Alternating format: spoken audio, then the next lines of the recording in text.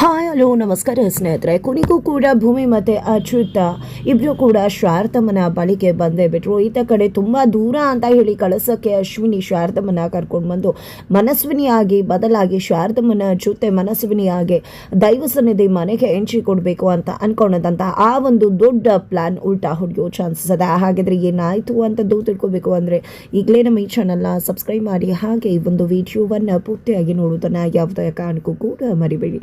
ಅಜಿತ್ ಮತ್ತು ಭೂಮಿ ಇಬ್ಬರು ಕೂಡ ಹನಿಮೂನ್ಗೆ ಅಂತ ಹೇಳಿ ಕಳ್ಸೋಕ್ಕೆ ಬಂದಿದ್ದಾರೆ. ಇತ್ತ ಕಡೆ ಮನೆಯವರು ಎಲ್ಲರೂ ಕೂಡ ನಾವು ಕೂಡ ಅಂಜು ಎಂಗೇಜ್ಮೆಂಟ್ ಆಗ್ತಿದ್ದಾಗನೇ ಎಲ್ಲರೂ ಕೂಡ ಮನೆಯವರು ಫ್ಯಾಮಿಲಿ ಟ್ರಿಪ್ಗೆ ಹೋಗಬೇಕು ಕಳ್ಸೋಕ್ಕೆ ಅಂತಾನೆ ಅಂದ್ಕೊಂಡಿದ್ದಾರೆ. ಇತ್ತ ಕಡೆ ಅಂಜುಗಂತೂ ಅಜಿತ್ ಅಂದ್ಬಿಟ್ಟು ಬೇರೆ ಯಾರನ್ನ ಕೂಡ ಮದುವೆ ಆಗೋದಕ್ಕೆ ಇಷ್ಟ ಇಲ್ಲ. ದೇವ್ಯಾನಿ ಕೂಡ ಮದುವೆ ಎಂಗೇಜ್ಮೆಂಟ್ ಏನೂ ನಡೆಯೋದಿಲ್ಲ, ನಾನು ಮುಹೂರ್ತ ಹಾಕ್ತೀನಿ, ಮೊದಲು ನೀನು ಫಾರಿನಿಂದ ಬೆಂಗಳೂರಿಗೆ ಬರಬೇಕು ಅಂತ ಹೇಳಿ ಕಳಿಸ್ಕೊಂಡಿದ್ದಾರೆ.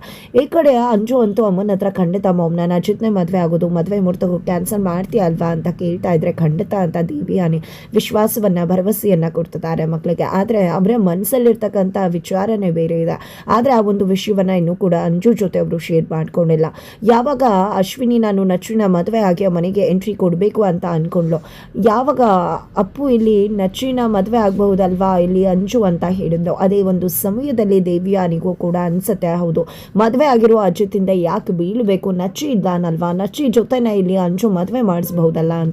ಅದೇ ಕಾರಣಕ್ಕೆ ಇಲ್ಲಿ ನಚ್ಚಿನ ಮದುವೆ ಆಗಬೇಕು ಅಂತ ಅಂದ್ಕೊಂಡಿರುವ ಅಶ್ವಿನಿ ಪ್ಲಾನನ್ನು ಉಲ್ಟಾ ಮಾಡಿ ಅಂಜುನ ನಚ್ಚುಗೆ ಕೊಟ್ಟು ಮದುವೆ ಮಾಡೋ ಪ್ಲಾನ್ಗೆ ಮುಂದಾಗಿದ್ದಾರೆ ದೇವ್ಯಾನಿ. ಆದರೆ ಈ ಒಂದು ವಿಷಯವನ್ನು ಇನ್ನೂ ಕೂಡ ಅಂಜು ಹತ್ರ ಹೇಳಿಲ್ಲ. ಆದರೆ ಮನೆಯವರು ಎಲ್ಲರೂ ಕೂಡ ಇಲ್ಲಿ ಅಂಜುವನ್ನು ಹೊಸ ಹುಡುಗನ ಜೊತೆ ಮದುವೆ ಮಾಡಬೇಕು ಅಂತ ಪ್ಲ್ಯಾನ್ ಮಾಡ್ತಿದ್ದಾರೆ. ಈ ಕಡೆ ಆ ಹುಡುಗ ಕೂಡ ಅಂಜುವನ್ನು ಭೇಟಿ ಮಾಡಲೇಬೇಕು ಅಂತ ಹೇಳಿ ಕಾಫಿ ಡೇಗೆ ಹೋಗಿ ಭೇಟಿ ಮಾಡೋದಕ್ಕೆ ಮುಂದೆ ಆಗ್ತಾರೆ. ಇಲ್ಲಿ ಅಂಜು ನಾನು ನೋಡಿದ ನಿಜವಾಗ್ಲೂ ಆ ಹುಡುಗ ಕಳೆದು ಹೋಗಿಬಿಡ್ತಾನೆ.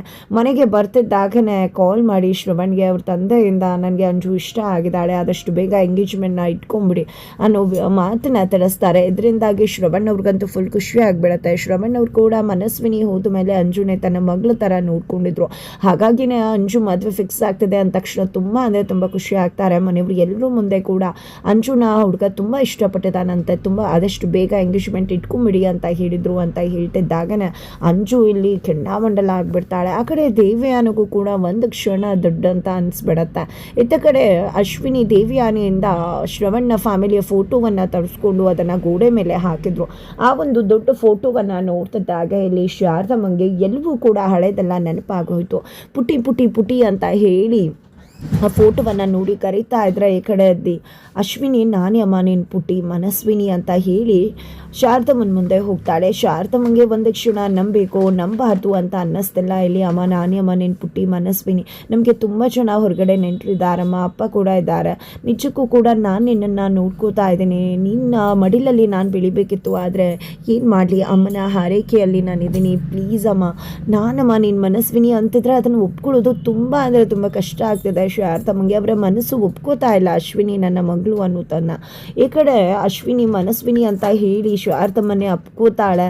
ಈ ಕಡೆ ಶಾರದಮ್ಮ ಒಂದು ಕ್ಷಣ ಕೂಡ ಬೇರೆ ಯೋಚನೆ ಮಾಡೋಕ್ಕಾಗಬಾರ್ದು ಆ ರೀತಿಯಲ್ಲಿ ಅಶ್ವಿನಿ ಲಾಕ್ ಮಾಡ್ತಿದ್ದಾಳೆ. ತದನಂತರ ಇಲ್ಲಿ ಅಜಿತ್ ಮತ್ತು ಭೂಮಿ ಇಬ್ಬರು ಕೂಡ ಕಳಸದಲ್ಲಿದ್ದಾರೆ. ಅಲ್ಲೂ ಕೂಡ ಭೂಮಿಗೆ ಕಂಫರ್ಟ್ ಝೋನನ್ನು ಕ್ರಿಯೇಟ್ ಮಾಡಬೇಕು ಅಂತ ಅಜಿತ್ ಪ್ರಯತ್ನ ಪಡ್ತಿದ್ದಾರೆ. ಸತ್ಯನ ಅದೇ ಅವಕಾಶವನ್ನು ಯೂಸ್ ಮಾಡಿಕೊಂಡು ನಿನ್ನ ಭೂಮಿಗೆ ಪ್ರಪೋಸ್ ಮಾಡಿಬಿಡು, ನಿನ್ನ ಪ್ರೀತಿಯನ್ನು ಹೇಳ್ಕೊಂಬಿಡು ಅಂತ ಹೇಳಿದರು. ಆದರೆ ಅಜಿತ್ ಮಾತ್ರ ಇಲ್ಲ, ನನ್ನ ಪ್ರೀತಿಯನ್ನು ಹೇಳ್ಕೋಬೇಕು ಅಂದರೆ ಭಾಗ್ಯಮ್ಮ ರಿಲೀಸ್ ಆಗಬೇಕು, ತದನಂತರ ನನ್ನ ಪ್ರೀತಿಯನ್ನು ಹೇಳ್ಕೊಳ್ಳೋದು, ಅಲ್ಲಿ ತನಕ ನನ್ನ ಪ್ರೀತಿಯನ್ನು ಹೇಳ್ಕೊಳ್ಳೋದಕ್ಕೆ ಸಾಧ್ಯವೇ ಇಲ್ಲ ಅಂತ ಹೇಳಿದಾಗ ಸರಿ ಆಯ್ತಪ್ಪ ನಿನ್ನಿಷ್ಟ ಹೇಗೆ ಬೇಕು ಹಾಗೆ ಮಾಡು ಅಂತ ಹೇಳಿ ಸತ್ಯನ ಹೇಳ್ತಾರೆ. ನಂತರ ಇಲ್ಲಿ ಅಚ್ಯುತ ಭೂಮಿ ಹತ್ರ ಯಾವುದೇ ರೀತಿಯಲ್ಲೂ ಪ್ರೀತಿಯನ್ನು ಹೇಳ್ಕೊಳ್ಳೋದಿಲ್ಲ, ಅದಕ್ಕೆ ಬದಲಾಗಿ ಆಕೆಗೆ ಯಾವುದೇ ರೀತಿ ಕಸವಿಸಿ ಆಗದೆ ಇರೋ ರೀತಿ ನೋಡ್ಕೋತಾರೆ. ಆ ಒಂದು ಹನಿಮೂನ್ನ ಟ್ರಿಪ್ಪಲ್ಲಿ ನಿಜಕ್ಕೂ ಭೂಮಿಗೆ ಅಚ್ಯುತ್ ಬಗ್ಗೆ ಇದ್ದಂಥ ಪ್ರೀತಿ ಗೌರವ ಅಭಿಮಾನ ಮಗದಷ್ಟು ಜಾಸ್ತಿ ಆಗ್ತಾನೆ ಇರುತ್ತೆ. ಆ ಕಡೆ ದೇವಸ್ಥಾನಕ್ಕೆ ಹೋಗಿ ಬನ್ನಿ ಅಂತ ಹೇಳಿ ಸಂಗೀತ ಅವರು ಕೂಡ ಹೇಳಿದ್ದಾರೆ. ಅದು ಒಂದು ಫೇಮಸ್ ದೇವಸ್ಥಾನ ಆಗಿದೆ. ಹಾಗಾಗಿ ಆ ಒಂದು ದೇವಸ್ಥಾನಕ್ಕೆ ಅಚ್ಯುತ್ ಮತ್ತು ಭೂಮಿ ಬರ್ತಾರೆ. ಆಗ ಏನು ಅಮ್ಮ ಹೇಳಿದ ತಕ್ಷಣ ದೇವಸ್ಥಾನಕ್ಕೆ ಹೋಗ್ತೀನಿ ಅಂತ ಹೇಳ್ಬಿಟ್ಟಿಯಲ್ಲ, ಈ ದೇವಸ್ಥಾನದ ಮಹತ್ವ ಏನು, ಏನು, ಇತಿಹಾಸ ಏನು ಅನ್ನೋ ವಿಷಯ ನಿನಗೆ ಗೊತ್ತಿದೆಯಾ ಅಂದಾಗ, ಇಲ್ಲ ಸಾಹೇಬ್ರೆ, ದೇವಸ್ಥಾನ ಅಲ್ವಾ, ಅದಕ್ಕೋಸ್ಕರ ಹೋಗ್ತೀನಿ ಅಂತ ಹೇಳಿದೆ ಅಷ್ಟೇ ಅಂತ ಹೇಳ್ತಾರೆ. ತದನಂತರ ಇಲ್ಲಿ ಅಚ್ಯುತೆ ಆ ಒಂದು ದೇವಸ್ಥಾನದ ಇತಿಹಾಸವನ್ನು ಹೇಳಲಿಕ್ಕೆ ಅಂತ ಹೇಳಿ ಮುಂದಾಗ್ತಾರೆ.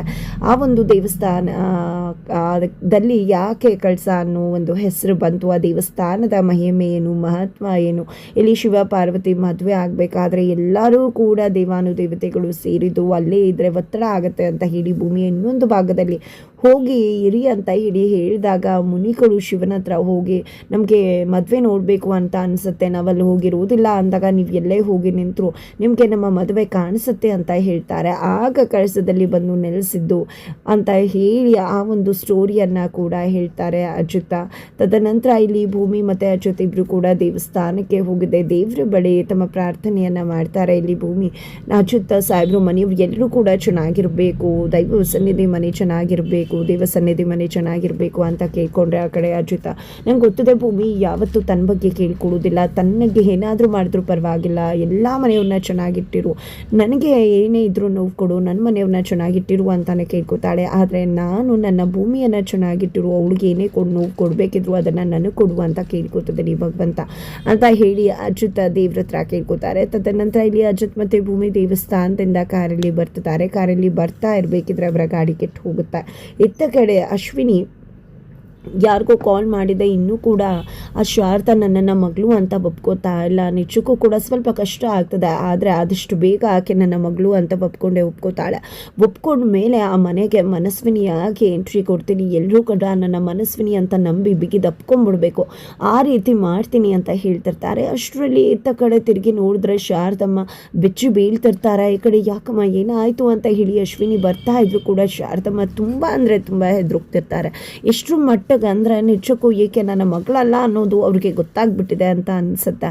ನಂತರ ಬಾಗ್ಲತ್ರಕ್ಕೆ ಓಡಿ ಬಂದ್ಬಿಡ್ತಾರೆ ಹೊರಗಡೆ ಹೋಗಬೇಕು ಅಂತ. ಯಾಕಮ್ಮ ಏನು ಮಾಡ್ತಿದ್ಯಾ, ನಿಜಕ್ಕೂ ಯಾಕೆ ಹೆದರ್ಕೋತಿದ್ಯಾ ನೀನು ಅಂತ ಹೇಳಿ ಅಶ್ವಿನಿ ಕೇಳ್ತಾ ಇದ್ರೆ, ನೀರು ಬೇಕಾಗಿತ್ತಾ ನಿನಗೆ ಅಂದಾಗ ಹ್ಞೂ ಅಂತ ಹೇಳಿಬಿಡ್ತಾರೆ ಶಾರದಮ್ಮ. ಹಾಗಿದ್ರೆ ನೀರಿಗೋಸ್ಕರ ಅವ್ರು ಆ ರೀತಿ ನಡ್ಕೊಂಡ್ರೆ ಅಥವಾ ಅಶ್ವಿನಿ ಮಾತು ಅವ್ರಿಗೆ ಕ್ಲಿಯರ್ ಕಟ್ಟಾಗಿ ಅರ್ಥ ಆಯ್ತಾ ಅಂತ ಹೇಳಿ ಅನ್ನಿಸ್ತದ. ಇದರ ನಡುವೆ ಅಚ್ಯುತ್ ಕಾರು ಕೆಟ್ಟೋಗಿರೋದ್ರಿಂದ ಅವರೇ ಚೆಕ್ ಮಾಡೋಕ್ಕೆ ಮುಂದಾಗ್ತಾರೆ. ಈ ಕಡೆ ಭೂಮಿ, ಏನು ಸಾಹೇಬ್ರೆ ನಿಮಗೆ ಚೆಕ್ ಮಾಡೋಕ್ಕೆಲ್ಲ ಬರುತ್ತಾ, ಹಾಗಿದ್ರೆ ನನ್ನ ಸೈಕಲ್ ಕೆಟ್ಟೋದಾಗೆಲ್ಲ ನೀವು ಯಾಕೆ ಮೆಕ್ಯಾನಿಕ್ ಶಾಪ್ಗೆ ಕರ್ಕೊಂಡು ಹೋಗ್ತೀರಾ ಅಂತ ಕೇಳ್ತಾಳೆ. ಇದರ ನಡುವೆ ಆಲ್ರೆಡಿ ಇಲ್ಲಿ ಭೂಮಿಯ ಒಂದಷ್ಟು ವಸ್ತುಗಳು ಕಳವಾಗಿರ್ತವೆ. ಅದೇ ವಿಷಯವನ್ನು ಇಲ್ಲಿ ಅಚ್ಯುತ್ ಮಾತಾಡಿರ್ತಾರೆ. ನಿನ್ನ ಚಿಕ್ಕದ್ರ ಬಾಲ್ಯ ವಸ್ತುಗಳೆಲ್ಲ ಇತ್ತಲ್ವಾ ಟ್ರಂಕಲ್ಲಿ, ಆ ಟ್ರಂಕಲ್ಲಿದ್ದಂತಹ ವಸ್ತುಗಳಿಗೆ ನೀನು ಲಾಕ್ ಮಾಡಿದ್ಯಾ ಅಂತೆಲ್ಲ ಕೇಳ್ತಾರೆ. ಖಂಡಿತವಾಗ್ಲೂ ನಂಗೆ ಅನ್ನಿಸ್ತದೆ ನಿನ್ನ ಬಾಲ್ಯ ವಸ್ತುಗಳು ಕಳವಾಗಿಲ್ಲ, ಯಾರು ತೊಗೊಂಡು ಹೋಗಿದ್ದಾರೆ ಅಂತ. ಅಂದಾಗ ಏನಿದು ಸಾಹೇಬ್ರೆ, ಅವತ್ತು ಮನಸ್ವಿನಿ ಫೋಟೋನು ಯಾರು ಕದ್ದಿದ್ದಾರೆ ಅಂದರೆ ಈಗ ನನ್ನ ವಸ್ತುಗಳನ್ನು ಯಾರೋ ಕದ್ದಿದ್ದಾರೆ ಅಂತೀರ, ನಾನೊಬ್ಳು ಅಲೆಮಾರಿ ಎಲ್ಲಿದ್ದೀನಿ ಅಂತಲೇ ಗೊತ್ತಿಲ್ಲ, ನಾನು ನನ್ನ ಅಪ್ಪ ಅಮ್ಮ ಸೇರಬಾರ್ದು ಅಂತ ಯಾರಷ್ಟು ಮಟ್ಟಕ್ಕೆ ಪ್ಲ್ಯಾನ್ ಮಾಡ್ತಾರೆ ಅಂತ ಭೂಮಿ ಹೇಳಿದಾಗ ಅದನ್ನು ಯೋಚನೆ ಮಾಡಬೇಕಾಗಿರೋದೆ ಅಂತ ಅಚ್ಯುತ್ ಯೋಚನೆ ಮಾಡ್ತಿರ್ತಾರೆ. ಅದೇ ಒಂದು ಸಮಯದಲ್ಲಿ ಇಲ್ಲಿ ಕಾರ್ ಕೂಡ ಕೆಟ್ಟೋಗಿರುತ್ತೆ. ಅತ್ತ ಕಡೆ ನೀನು ತುಂಬ ಚೆನ್ನಾಗಿ ವ್ಯಾಲಿಡ್ ಆಗಿ ಪ್ರಶ್ನೆ ಮಾಡ್ತೀಯ ಅಂತಾನೆ ಭೂಮಿಗೆ ಹೇಳ್ತಿದ್ದಾರೆ ಅಚ್ಯುತ್. ತದ ನಂತರ ಮೆಕ್ಯಾನಿಕನ್ನು ಕರೆಸಬೇಕು, ವಾಸು ಅಂಕಲ್ಗೆ ಕಾಲ್ ಮಾಡ್ತೀನಿ ಅಂತ ಹೇಳಿ ರೆಸಾರ್ಟ್ ಓನರ್ ವಾಸು ಅವರಿಗೆ ಕಾಲ್ ಮಾಡಿ ತಿಳಿಸ್ತಾರೆ. ಆ ಕಡೆ ಅಶ್ವಿನಿ ಶಾರದವನ್ನು ಇರಿಸಿರ್ತಕ್ಕಂಥ ಮನೆ ಕೂಡ ಈ ಒಂದು ಗಾಡಿ ಕೆಟ್ಟೋಗಿರೋ ಪಕ್ಕನೇ ಇದೆ. ಈ ಕಡೆ ಕಿಟಕಿ ಎಲ್ಲ ಕ್ಲೋಸ್ ಮಾಡಿದ್ದಾರೆ, ಯಾರ್ದೋ ಗಾಡಿ ಕೆಟ್ಟು ಹೋಗಿದೆ ಅಂತ ಹೇಳ್ತಿದ್ದಾರೆ ರೌಡಿಗಳು ಅಶ್ವಿನಿಗೆ. ಯಾರೇ ಆದರೂ ಪರವಾಗಿಲ್ಲ, ತುಂಬ ಹುಷಾರಾಗಿರ್ಬೇಕಾಗತ್ತೆ ನಾವು ಅಂತ ಹೇಳಿ ಅಶ್ವಿನಿ ಕೂಡ ಹೇಳ್ತಾಳೆ. ಇತ್ತ ಕಡೆ ಅಂಶು ಮದುವೆ ಬಗ್ಗೆ ಮನೆಯವರು ಎಲ್ಲ ಮಾತಾಡ್ತಿದ್ರೆ, ನನಗೆ ಮದುವೆ ಇಷ್ಟ ಅಲ್ಲ, ನನಗೆ ಮದುವೆ ಬೇಡ ದೊಡ್ಡಪ್ಪ ಅಂತ ಹೇಳಿ ಜೋರಾಗಿ ಚೀರ್ಕೊತಿದ್ದಾಳೆ ಅಂಶು. ಹಾಗಾದರೆ ಏನಾಗುತ್ತೆ ಮುಂದೆ, ಕೊನೆಗೂ ಕೂಡ ಕೆಟ್ಟೋಗಿರೋ ಗಾಡಿನ ಅಲ್ಲೇ ಬಿಟ್ಟು ಇಲ್ಲಿ ಅಶ್ವಿನಿ ಇರ್ತಕ್ಕಂಥ ಜಾಗಕ್ಕೆ ಅಚ್ಯುತ್ ಮತ್ತು ಭೂಮಿ ಬಂದಿದ್ದೆ. ಶಾರದಮ್ಮನ್ನು ನೋಡಿದೆ, ಕರ್ಕೊಂಡು ಹೋಗೇ ಬಿಡ್ತಾರೆ ಮನೆಗೆ.